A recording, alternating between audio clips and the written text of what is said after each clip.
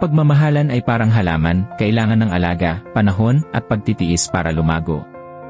Hindi sapat na may pag-ibig lang sa simula, dapat itong patuloy na pinapanday araw-araw.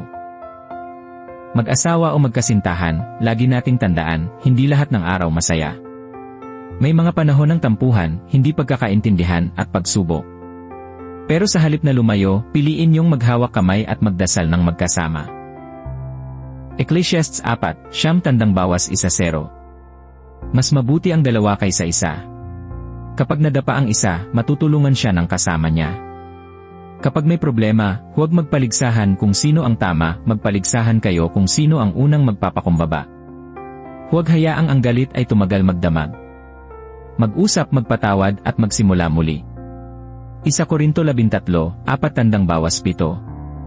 Ang pag-ibig ay matiisin at magandang loob, lahat ay tinitiis, lahat ay pinaniniwalaan, lahat ay inaasahan, lahat ay pinagtiisan. Ito ang tunay na sukatan ng pagmamahalan, hindi lang sa saya, kundi sa panahong kayo ay parehong nahihirapan, pero pinipiling manatili. Kayo ay hindi perpekto, pero may Diyos na perpekto ang pag-ibig para sa inyo. Isama siya sa gitna ng inyong relasyon at makikita nyo kung paano niya papalakasin ang inyong pagsasama. Marcos 1:9 Kaya't ang pinagsama ng Diyos ay huwag paghiwalayin ng tao.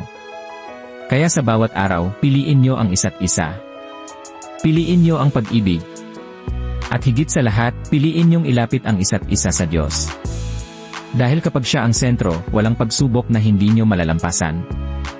Magkasama sa hirap, magkasama sa saya habang buhay, magkasama sa Diyos.